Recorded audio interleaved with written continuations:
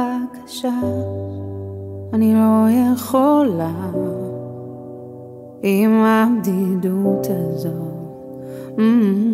אם לא בשבילי אז לילדים, שבתות וחגים, זה שורף לי מבפנים. אני רק רוצה לברוח, לא להרגיש כמה זה עצוב לבד. איך אפשר לשמור שבת ככה כשאין כאן אף אחד?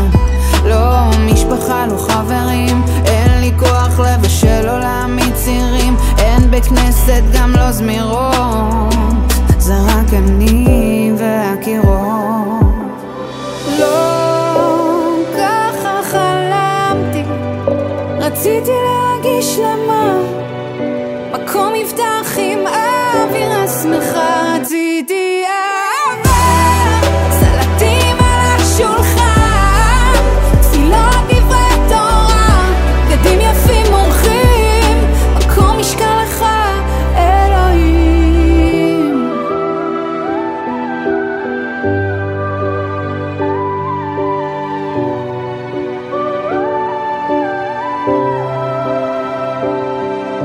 קשה לי להיות תלויה אלוהי הבושה, והילדים מבקשים שאני אבנה להם סוכה, שנזמין אורחים לארוחה, אבל אין לי אימא, הגעגוע גר לי בנשמה, כבר לא מרגישה באורות, בהישרדות של כמה שנים טובות.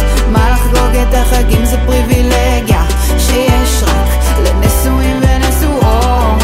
כואב לי אבא שר עליך בדמעות, תעזור לי תגאל אותי מלחכות.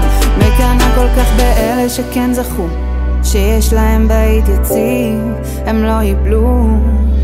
לא ככה חלמתי, רציתי להגיש למה מקום יפתח עם אווירה שמחה. רציתי אהבה, סלטים על השולחן, תפילות דברי תורה, בגדים יפים מורחים, מקום משכן לך אלוהים. לא ככה חלמתי, רציתי להגיש למה מקום יפתח עם אווירה שמחה. רציתי אהבה, סלטים על השולחן, תפילות דברי תורה, בגדים יפים מורחים, מקום משכן לך אלוהים.